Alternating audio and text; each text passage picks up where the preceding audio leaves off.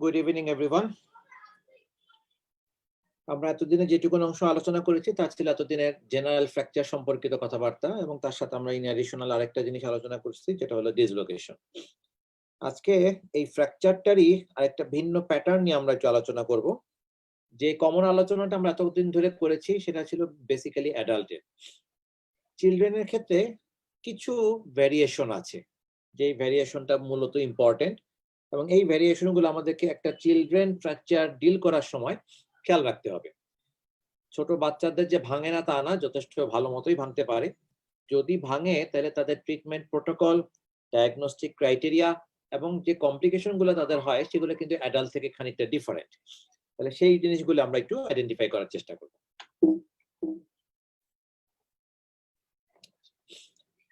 বাংলাদেশের যে total population আছে তার 20 বছরের নিচে যদি কথা চিন্তা করি তাহলে সেটা কিন্তু প্রায় 50%, এবং এই 15%-এর যে পপুলেশন যারা আছে তাদের যত রকম ইনজুরি হয় তার প্রায় 15%ই ফ্র্যাকচার রিলেটেড। মানে সংখ্যাটা একেবারে কম না, বাট ডেফিনেটলি এই চিলড্রেন ফ্র্যাকচার অ্যাডাল্ট ফ্র্যাকচার থেকে টোটালি ডিফারেন্ট। একটা চিলড্রেনকে কখনোই মিনি অ্যাডাল্ট হিসেবে ট্রিট করা যাবে না।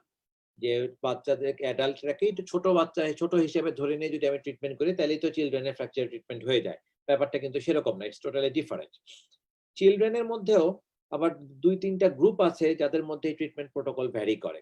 ইনফ্যান্ট হলে একরকম, চিলড্রেন হলে একরকম, adolescent that means near adult stage আসলে তখন আবার ট্রিটমেন্ট প্রোটোকলটা ভ্যারি করে আরেক রকম।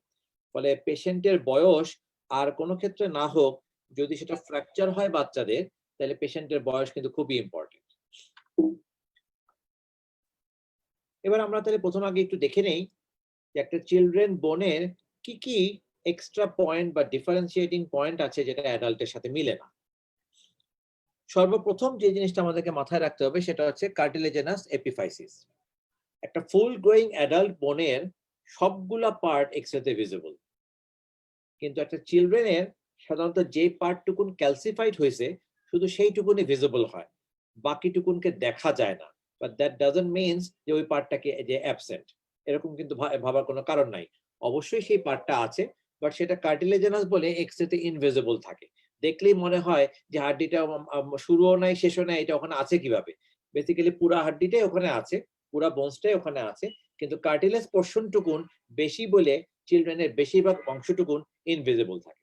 যেমন এই ফিমারটা যেটা ছবি আমি তোমাদেরকে যেটা দেখাইছি, এটা যদি একটা চিলড্রেন মনে করো 2 বা 5 বছরের বাচ্চা যদি হয়, তাহলে দেখবা যে এই আপার 1/3 দেখা যাচ্ছে না, লোয়ার 1/3ও দেখা যাচ্ছে না, শুধু মিডল থার্ডটুকু তুমি দেখতে পাবে এক্সরের মধ্যে। তখন দেখলে মনে হবে যে এটা কিভাবে ফিমার বোন হইলো, এটা তো শুরু বা শেষ কোনোটাই দেখতে পাচ্ছি না। কিন্তু দ্যাটস দ্য ফ্যাক্ট। এটাই তোমাকে মাথায় রাখতে হবে, যে বাচ্চা যত ছোট তার বোনসের তত বেশিরভাগ পোর্শন ইনভিজিবল থাকে। এন্ড ইনভিজিবল পোর্শনটার একটাই কারণ, যে বোনটার ভিতরে এখনো ক্যালসিয়াম ডিপোজিট হয় নাই। এইটার ভিতরে ক্যালসিয়াম অস্টিওয়েড পোর্শনের থেকে কার্টিলেজেনাস পোর্শনটা বেশি। কার্টিলেজ এক্সরেতে ইনভিজিবল বলে এটাকে আমরা দেখতে পাই না। তাহলে আমাদেরকে প্রথমে যেটা মাথায় রাখতে হবে যে বোনের ভিতরে কার্টিলেজের পরিমাণটা বেশি, এবং এই কার্টিলেজের পরিমাণটা ইউজুয়ালি এক্সরেতে ইনভিজিবল থাকে। দ্বিতীয় যে ইম্পর্টেন্ট যেটা লক্ষ্য করা যায় সেটা হচ্ছে যে বোনের যে কাভারিং যেটা আছে, যেটাকে আমরা বলি পেরিওস্টিয়াম, এটা বাচ্চাদের বেলায় থাকে যথেষ্ট ঠিক। এতটাই ঠিক যে আমি বোনস থেকে চাইলে একে সম্পূর্ণ সেপারেটলি আলাদা করে তুলতে পারি। অ্যাডাল্টে যেটা পারা যায় না। অ্যাডাল্টে এই পেরিওস্টিয়াম থাকে অবশ্যই, কিন্তু সেটা এতটাই থিন যে বোন থেকে একে সেপারেটলি আলাদা করে তুলে ফেলা যায় না।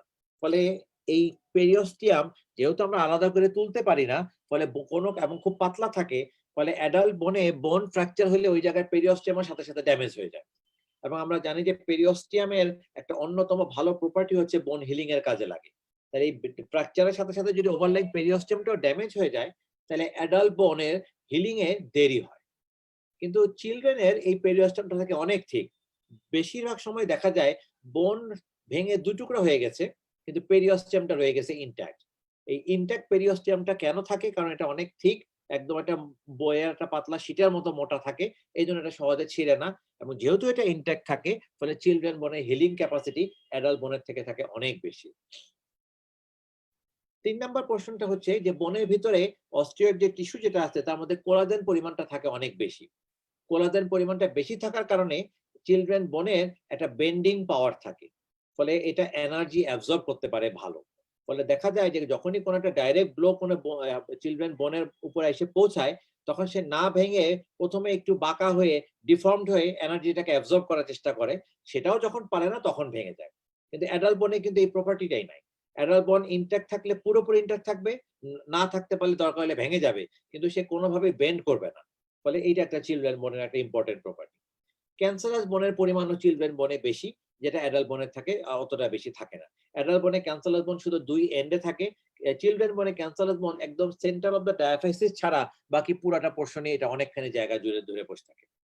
জয়েন্ট ক্যাপসুল এবং লিগামেন্ট যেগুলো আছে এগুলো যথেষ্ট থাকে ঠিক এবং পাওয়ারফুল, সহজে এগুলো ছিঁড়ে না। বাট মোস্ট ইম্পর্টেন্ট পয়েন্ট, যেটা চিলড্রেন বোনের জন্য খুবই ইম্পর্টেন্ট, যেটা থাকার কারণে চিলড্রেন বোন একদমই unique, that is what we called growth plate. এবার তাহলে আমরা দেখি গ্রোথ প্লেট জিনিসটা আসলে কি।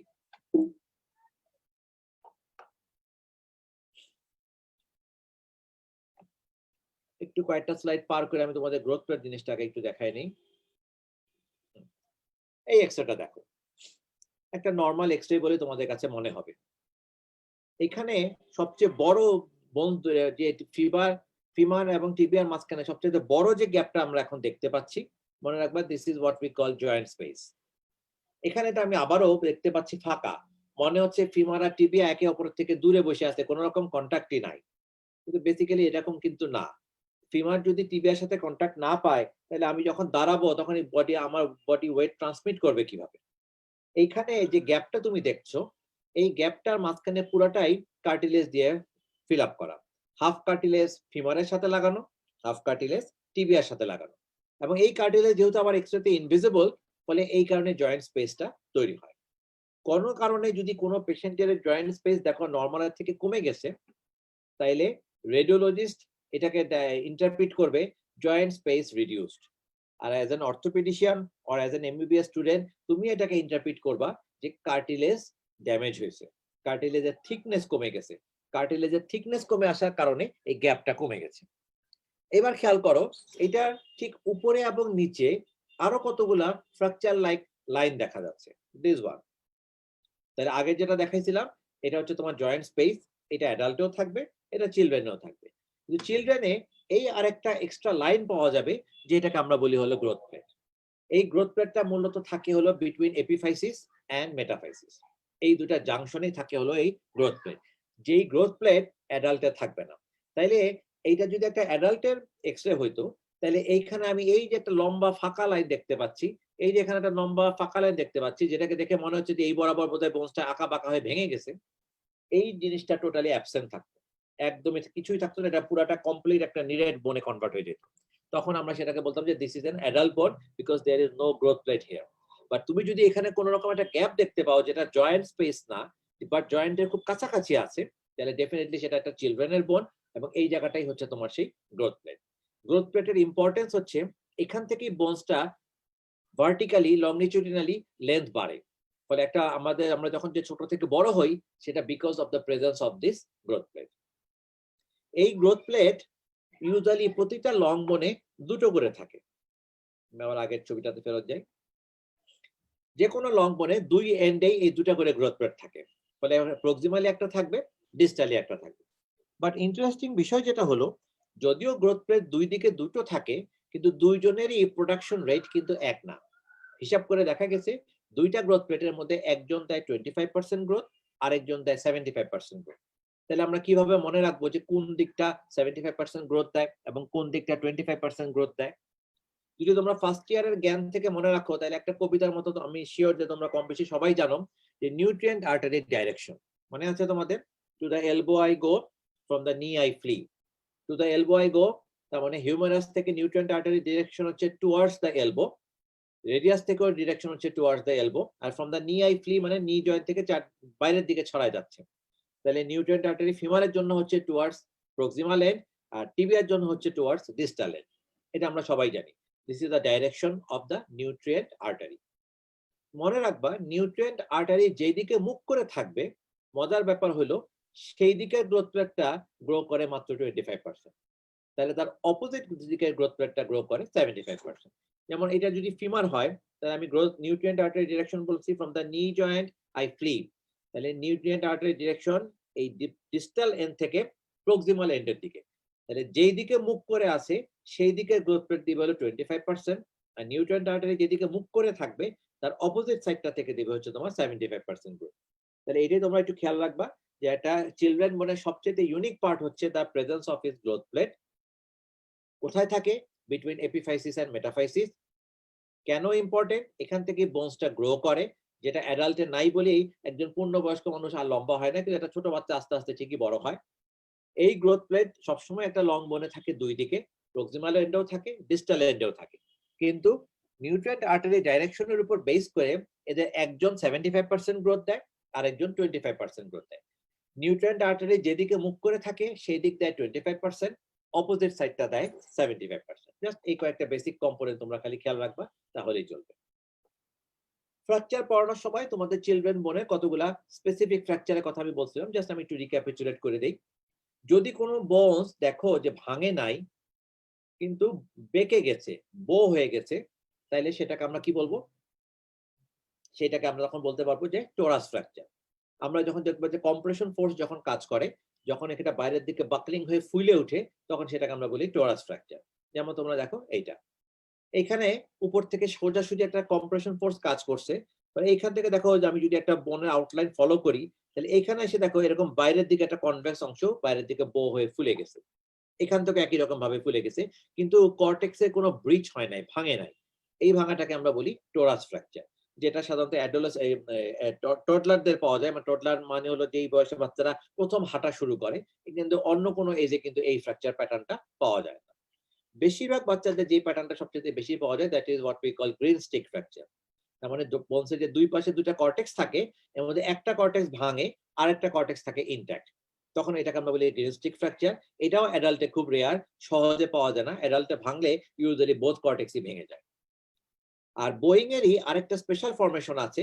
আগের বারে যে বোয়িংটা দেখালাম যে যেই জায়গাটা বরাবর আঘাত করছে সেই জায়গাটা বাইরের দিকে কনভেক্স হয়ে খালি ফুলে উঠছে একটা নির্দিষ্ট জায়গা, কিন্তু অনেক সময় দেখা যায় যে এই চাপের পরিমাণটা বেশি হলে পুরা বোনসটাই ধনুকের মতো বেঁকে যায় নির্দিষ্ট কোনো জায়গা না দিয়ে। যেমন তোমার এই ছবিটা যদি এই পাশের টিবিয়া ফিবুলাটা দেখো, তাহলে আমরা দেখছি যে টিবিয়া ফিবুলা মাঝখানে একটা সার্টেন গ্যাপ থাকে, যেটা হচ্ছে নরমাল। কিন্তু অপোজিট সাইডের দিকে খেয়াল করো, দেখো এখানে ফিবুলাটা পুরোটাই ধনুকের মতো বেঁকে টিবিয়ার গায়ের সাথে প্রায় লেগে গেছে, এটাকে আমরা বলি প্লাস্টিক ডিফরমেশন। এই তিনটা unique property, torus fracture, green stick fracture এবং প্লাস্টিক ডিফরমেশন, এই তিনটা শুধুমাত্র চিলড্রেনের ক্ষেত্রেই পাওয়া যায়, অ্যাডাল্টে এগুলো কিন্তু কোনো অস্তিত্ব নাই।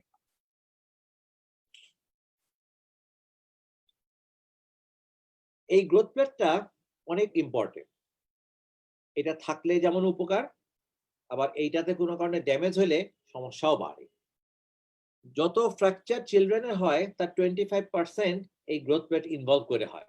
সৌভাগ্যবশত 75% ক্ষেত্রে এই গ্রোথ প্লেটটা ইনভলভ হয় না, এই কারণে বাচ্চাদের হিলিং পটেনশিয়াল ভালো থাকে।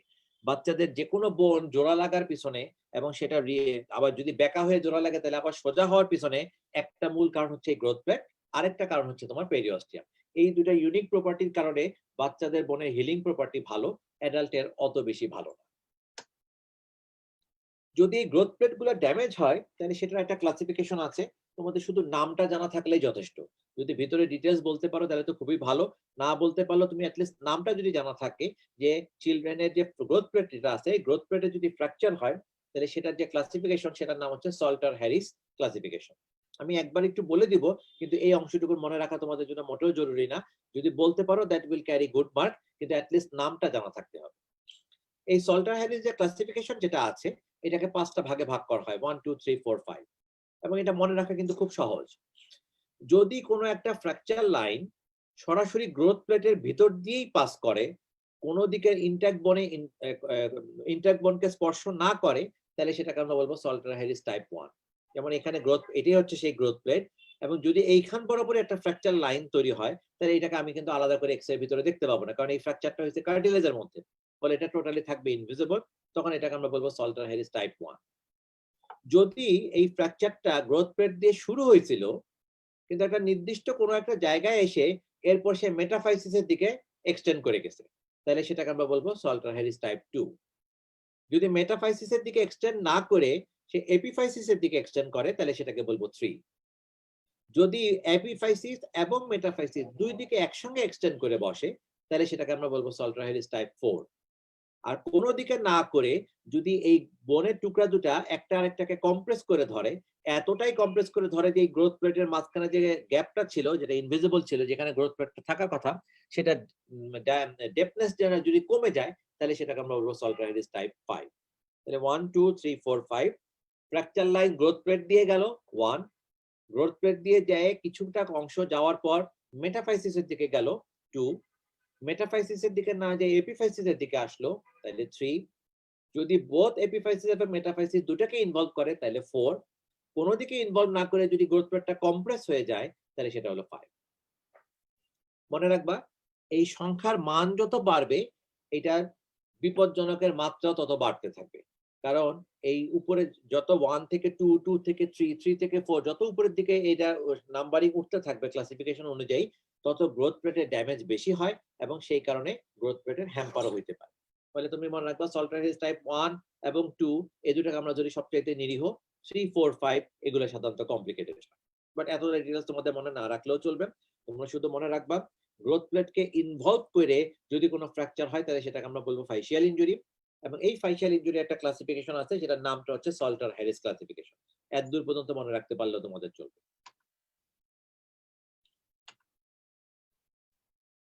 একটা চিলড্রেন বোনের রিমডেলিং পাওয়ার আছে, যেটা একটা অ্যাডাল্ট বোনের নাই। না, হোয়াট ইজ দিস রিমডেলিং পাওয়ার?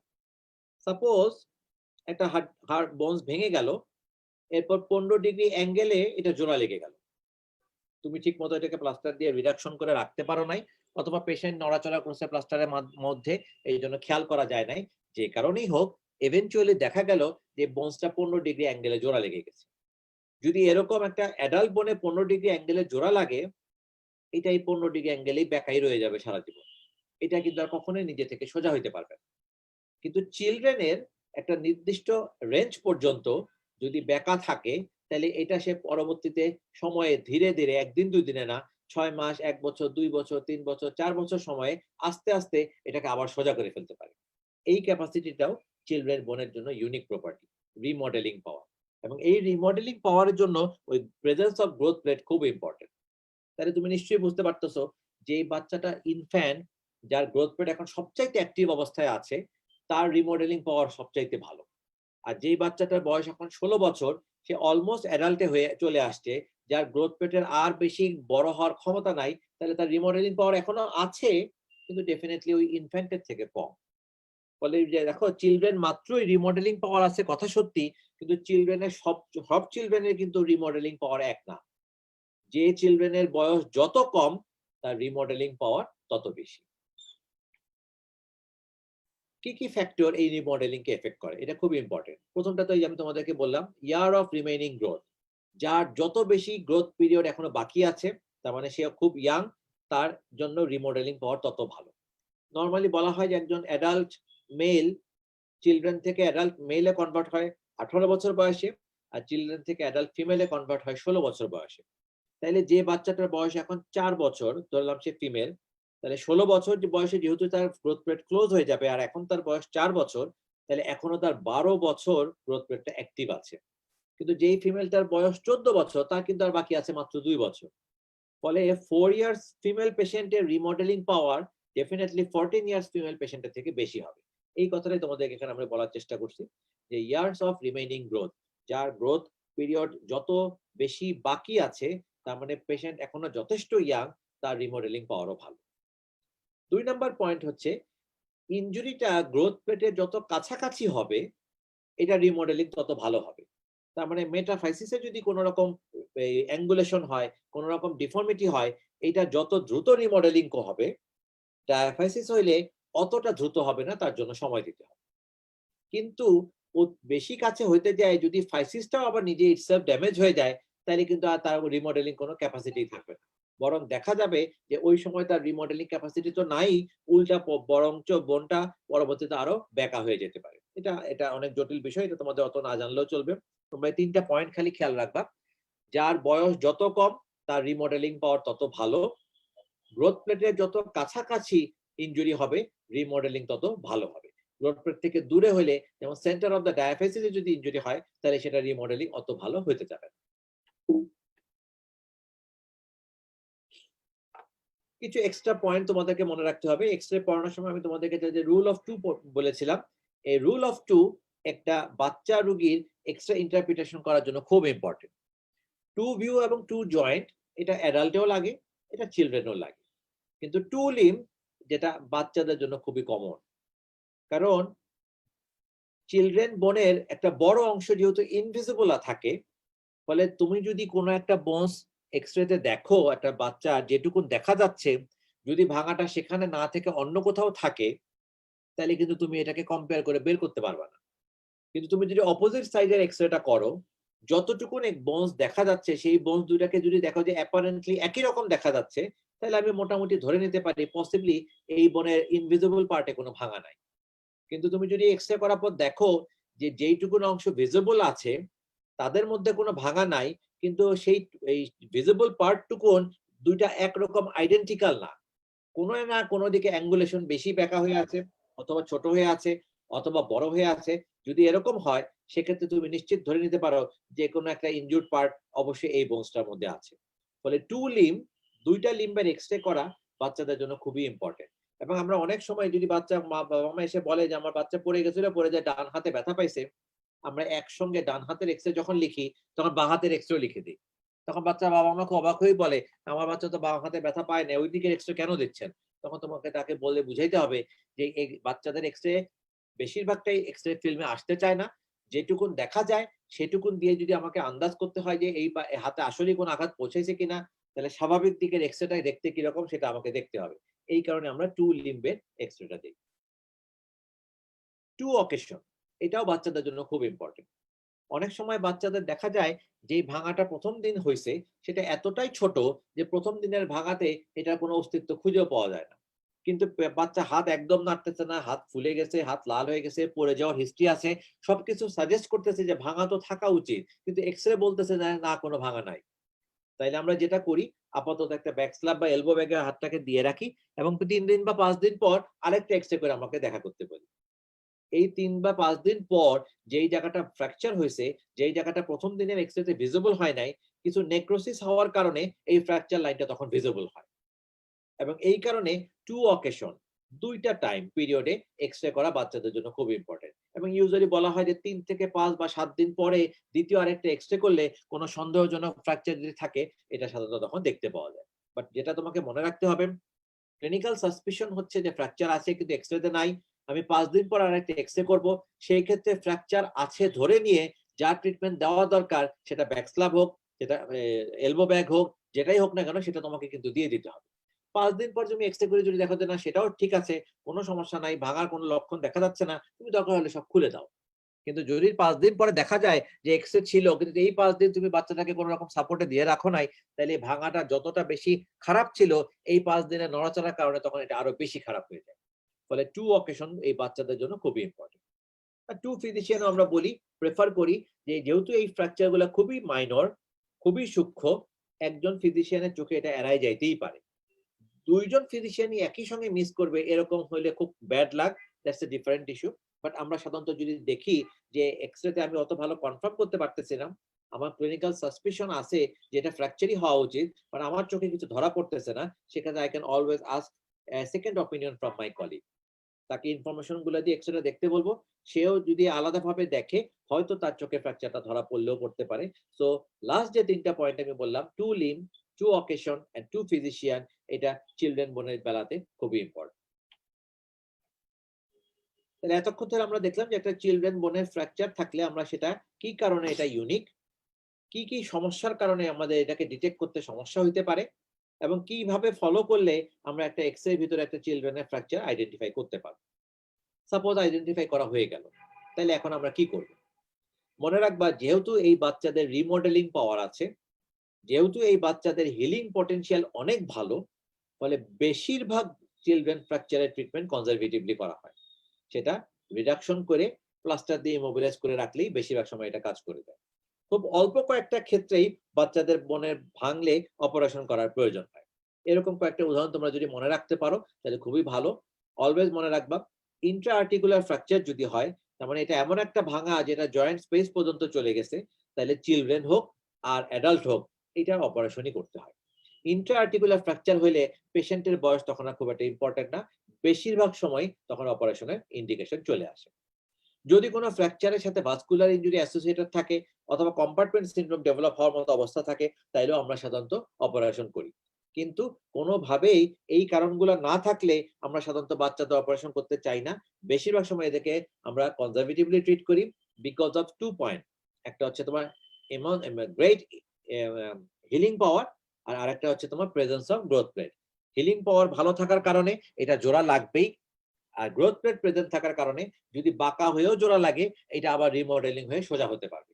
এই কারণে আমরা বেশিরভাগ বাচ্চাদেরই কনজারভেটিভলি ট্রিট করি। কি ভাবে একটা বোন আমরা বাচ্চাদের খেলায় ফিক্স করতে পারি? আগেই বলছি যেহেতু কনজারভেটিভলি আমরা ফিক্স করতে পারি, ফলে প্লাস্টার অফ প্যারিস হচ্ছে আমাদের ফার্স্ট চয়েস। কোনো কারণে যদি অপারেশন করা লাগে তাহলে অ্যাডাল্টে আমরা যে জিনিসপত্রগুলো ইউজ করি তার বেশিরভাগই এখানে ইউজ করা যায়। তবে মনে রাখবা চিলড্রেন বোন ফ্র্যাকচারের জন্য খুব একটা হেভি ইনস্ট্রুমেন্টের প্রয়োজন হয় না, শুধু একটা কেওয়ার বা একটা স্ক্রু দিয়ে হয়ে যায়। বাট যেটা অ্যাডাল্ট বোনে একটা নেইল অথবা প্লেট এগুলো দেওয়া লাগে, চিলড্রেন বোনে এগুলোর রিকোয়ারমেন্ট কিন্তু খুব কম। কমপ্লিকেশন, যতই হিলিং পাওয়ার ভালো থাকুক, যতই রিমডেলিং পাওয়ার থাকুক, তারপরেও কিছু কিছু ফ্র্যাকচারের ক্ষেত্রে বাচ্চাদের বেলাতে নন ইউনিয়ন দেখা যায়। এই জন্য আমরা বলছি নন ইউনিয়ন ইজ হার্ডলি সিন, বেশিরভাগ সময় দেখা যায় না।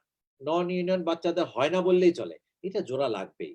বাট একটা এক্সাম্পল তোমাদেরকে যদি বলতে বলা হয় যে বলো দেখি একটা ফ্র্যাকচারের নাম বলো চিলড্রেনে যেটা নন ইউনিয়নের দিকে যেতে পারে, অলওয়েজ মনে রাখবা ল্যাটারাল কন্ডাইল অফ হিউমেরাস। এই ফ্র্যাকচারটার একটা পিকুলিয়ার প্যাটার্ন আছে, যেদিন আমরা lateral condyle of humerus fracture নিয়ে আলোচনা করব সেদিন জানতে পারবা। এইটার সেই পিকুলারিটির কারণে এই একটা ফ্র্যাকচারই চিলড্রেন ফ্র্যাকচারের মধ্যে 1 নাম্বার পজিশনে আছে, যেটা ইউনিয়ন সহজে হইতে চায়, এটা নন ইউনিয়নে যেতে পারে। আরেকটা কি হতে পারে, গ্রোথ ডিস্টারবেন্স হতে পারে। ওই যে বললাম ফ্র্যাকচার হওয়ার সময় যদি ফাইসিস বা গ্রোথ প্লেটটাই ইনভলভ হয়ে যায়, তাহলে সেই গ্রোথ প্লেটটা ড্যামেজ হয়ে যাবে, তাহলে ওই বোনসটা আর গ্রো করবে না। মনে করো তার ডান পায়ের ফিমারে গ্রোথ প্লেট ড্যামেজ হয়ে গেল, এরপর ফ্র্যাকচার ইউনিয়ন হয়ে গেল, সবই ঠিক হয়ে গেল, গ্রোথ প্লেট তো কার্টিলেজ, এটা যদি একবার ড্যামেজ হয় এটা আর ঠিক হবে না, ফলে এই গ্রোথ প্লেটটা আর কাজ করতেছে না। কিন্তু বাচ্চার বয়স কম, বাচ্চা তো বড় হচ্ছে, তার অপোজিট দিকে যে ফিমারটা আছে তার গ্রোথ প্লেটে তার কোনো সমস্যা হয় নাই, ফলে ওই ফিমারটা লম্বা হইতেই থাকে। কিন্তু এই ডান দিকে ফিমারটা ড্যামেজ হয়ে যাওয়ার কারণে ডান পাটা তখন আর সেটার সাথে লম্বা হয়ে কুলাইতে পারে না, না পারার কারণে তখন দেখা যায় তাদের ডান পাটা আস্তে আস্তে খাটো হয়ে যাচ্ছে। এইটাও একটা ইউনিক ফিচার যেটা শুধুমাত্র বাচ্চাদের বোনের ফ্র্যাকচারের কমপ্লিকেশন হিসেবেই তৈরি হয়। অ্যাডাল্ট বোনে কিন্তু আবার এরকম হবে না। জোড়া না লাগলে সে দ্যাটস এ ডিফারেন্ট ইস্যু, কিন্তু যদি জোড়া লাগে পা ছোট বড় হওয়ার সেখানে কোনো সম্ভাবনাই নাই, কারণ কোন দিকের বোনস আর লম্বা হচ্ছে না। হ্যাঁ হইতে পারে যদি বাঁকা হয়ে জোড়া লাগে তাহলে সেই হিসেবে খাটো হইতে পারে, কিন্তু সমস্ত জোড়া ঠিক মতো লাগছে অথচ তারপরেও পরবর্তী 3-4 বছর পর যায় দেখা গেছে যে তার একটা পা ছোট একটা পা বড়, এটা অ্যাডাল্টে কখনোই হবে। এটা শুধুমাত্র বাচ্চাদেরই হবে, তাও কখন, যদি তোমার ফ্র্যাকচারের সাথে সাথে গ্রোথ প্লেটটাও ড্যামেজ হয়ে যায়। ভাস্কুলার যদি ইনভলভমেন্ট হয়, বকম্যান্স ইসকেমিক কন্ট্রাকচার যদি হয়, ইনফেকশন যদি হয়, এগুলো হচ্ছে তোমার চিলড্রেন বোনের কমন কমপ্লিকেশন। বাট এই লাস্টের দুইটা কিন্তু অ্যাডাল্ট বোনের মতোই একই রকম সেম কমপ্লিকেশন। এটা অ্যাডাল্ট বোনে এই দুটা কমপ্লিকেশন যা সমস্যা তৈরি করতে পারে, চিলড্রেন বোনেও একই সমস্যায় তৈরি করে। লাস্ট অফ অল এই কয়েকটা প্যাথোলজিক্যাল কন্ডিশন তোমাদের বাচ্চাদের বেলাতে খেয়াল রাখতে হবে, যে প্যাথোলজিক্যাল ফ্র্যাকচার চিলড্রেন বোনেও হয়, যতই সেটা ইয়াং বোন হোক, যতই সেটা রিমডেলিং পাওয়ার থাকুক, যতই সেটা গ্রোথ প্লেট অ্যাক্টিভ থাকুক, তারপরেও কিছু নির্দিষ্ট প্যাথোলজিক্যাল কন্ডিশনে এই বোনটা উইক হয়ে যেতে পারে, ফলে অল্প আঘাতে এটা ভেঙে যেতে পারে। এবং আমরা জানি এটাই হলো প্যাথোলজিক্যাল ফ্র্যাকচারের ডেফিনেশন। ডেফিনেশনের মধ্যে বলাই আছে যে পরিমাণ ফোর্স ইউজ করলে একটা নর্মাল বোনসের ভাঙার কথা না, সেই পরিমাণ ফোর্সের কারণে যদি কোনো বোনস ভেঙে যায় তাহলে সেটাকে আমরা বলবো প্যাথোলজিক্যাল ফ্র্যাকচার, কারণ বোনটা স্ট্রাকচারালি উইক হয়ে গেছে। কি কি কন্ডিশন এটা হতে পারে? Simple bone cyst, osteogenesis imperfecta, chronic osteomyelitis, fibrous dysplasia, non ossifying fibroma. এর মধ্যে অ্যাটলিস্ট 1 আর 3 তোমরা অবশ্যই মনে রাখবা, সিম্পল বোন সিস্ট আর ক্রনিক অস্টিওমাইলাইটিস। এই দুটা কারণ হচ্ছে বাচ্চাদের প্যাথোলজিক্যাল ফ্র্যাকচার হওয়ার 1 এবং 2 নাম্বার কারণ। তাহলে একদম সংক্ষেপে যদি আমরা একটু আলোচনা করি, আমরা আজকে সারাদিনে যা যা পড়লাম সেটার ভিতরে কি কি আছে। 20% অফ দ্য চিলড্রেন যদি কোনো ইনজুরি নিয়ে তোমার কাছে আসে তাহলে তাদের একটা ফ্র্যাকচার থাকার সম্ভাবনা থাকবে।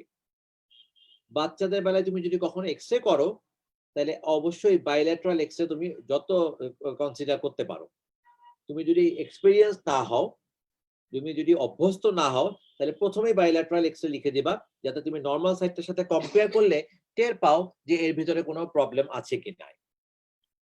চিলড্রেন বোনের অ্যাডভান্টেজ গুলো অবশ্যই আমাদের মাথায় রাখতে হবে। কি কি সেই অ্যাডভান্টেজ? অ্যাটলিস্ট দুইটা অ্যাডভান্টেজ তোমাকে মাথায় রাখতেই হবে। রিমডেলিং পাওয়ার ভালো because of the presence of growth plate, healing power ভালো because of the presence of thick periosteum. এই দুইটা প্রপার্টি অ্যাটলিস্ট তোমাকে মনে রাখতেই হবে। এই দুইটা কারণে thick periosteum and presence of growth plate, এই দুইটাই হচ্ছে একটা সবচেয়ে ইউনিক মোস্ট ফিচার, যেটা একটা চিলড্রেন বোনে থাকে, যেটা অ্যাডাল্ট বোনে থাকে না। আরো কতগুলো আছে তোমাদেরকে আমি লেকচারে তো বলছি, বাট এই দুটো তোমাদেরকে অবশ্যই অ্যাটলিস্ট মনে রাখতে হবে। ফাইশিয়াল ইনজুরি মানে গ্রোথ প্লেট যদি ইনজুরি হয়, এটা খুব একটা আনকমন না, এটা বেশ কমন। কিন্তু অসুবিধা হচ্ছে যেহেতু ফাইসিসটা কার্টিলেজ, ফলে ফাইসিসের ভিতরে যদি কোনো ইনজুরি হয়, এটা এক্সরেতে ইনভিজিবল থাকে, ফলে কোনো রেডিওলজিক্যাল ফাইন্ডিং পাওয়া যায় না। ক্লিনিক্যাল সাসপিশন এবং পরবর্তীতে বোনের ডিফর্মিটি থেকে আমরা আন্দাজ করার চেষ্টা করি যে তার ফাইশিয়াল ড্যামেজটা কি পরিমাণে ছিল। যদি কোনো পেশেন্টের ফাইশিয়াল প্রবলেম দেখো, ফাইসিস বা গ্রোথ প্লেটের ইনজুরি দেখো, তাহলে যতই এখন আপাত দৃষ্টিতে হিলিং ভালো দেখাক, বাবা মাকে অবশ্যই বলে রাখতে হবে তার বোনের এমন একটা জায়গা ড্যামেজ হয়েছে, যেই ড্যামেজটা হওয়ার কারণে এর পরবর্তীতে বেশ কিছু কমপ্লিকেশন, বোনসটা লম্বা না হওয়া, বোনসটা কোনো একটা নির্দিষ্ট দিকে বেঁকা হয়ে যাওয়া বয়সের সাথে সাথে দেখা যাইতে পারে। যদি দেখা যায় তাহলে আমরা সেটাকে পরবর্তীতে ডিল করব, এটা তাদেরকে প্যারেন্টসকে অবশ্যই বলে রাখতে হবে। অ্যাডাল্টে কিন্তু এটা লাগে না। একটা 18-22 বছরের বয়সে রেডিয়াস আলনা ফ্র্যাকচার হয়েছে, তুমি প্লাস্টার দিয়ে দিছো, জোড়া লেগে গেছে, পরবর্তীতে কিন্তু এটা আর বেঁকা হইতে পারবে না। কিন্তু একটা চিলড্রেন বোনের ফ্র্যাকচার যেটা গ্রোথ প্লেট ইনভলভ হয়েছে, সেটা এখন যতই সুন্দরভাবে জোড়া লাগুক, হাত যতই সোজা দেখাক, পরবর্তীতে বয়সের সাথে সাথে এটা বেঁকা হয়ে যেতে পারে। এই ব্যাপারে পেশেন্টের বাবা মাকে আগে থেকেই সতর্ক করে রাখতে হবে। ঠিক আছে? এই কয়েকটা পয়েন্ট তোমরা যদি খেয়াল রাখতে পারো, তাইলে তোমার চিলড্রেন বোন সম্বন্ধে অ্যাডাল্ট বোনের ডিফারেন্সিয়েটিং পয়েন্টগুলো খেয়াল থাকবে, এবং তুমি এটাকে খেয়াল রাখতে পারবা যে কিভাবে এবং কেন আমরা এটাকে আলাদা করে দেখি। কি কি ফ্যাসিলিটি চিলড্রেন বোনের এক্সট্রা থাকে যা তাকে অ্যাডভান্টেজ দেয়, কি কি সমস্যা চিলড্রেন বোনে ডিসঅ্যাডভান্টেজ হিসেবে কাজ করে, যেটা পরবর্তীতে কমপ্লিকেশন তৈরি করতে পারে, এই পয়েন্টগুলো খেয়াল রাখতে হবে। কারো যদি কোনো কোশ্চেন থাকে তাহলে আমাকে জিজ্ঞেস করতে পারো।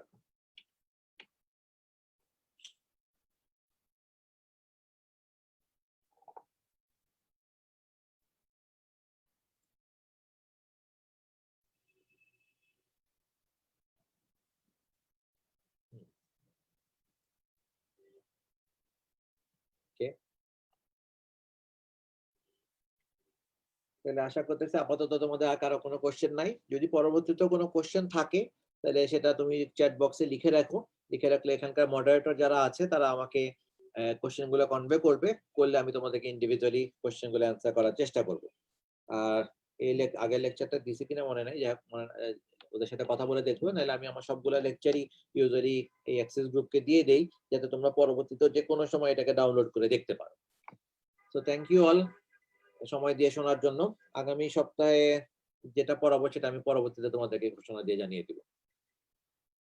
ওকে, গুড নাইট এভরিওয়ান।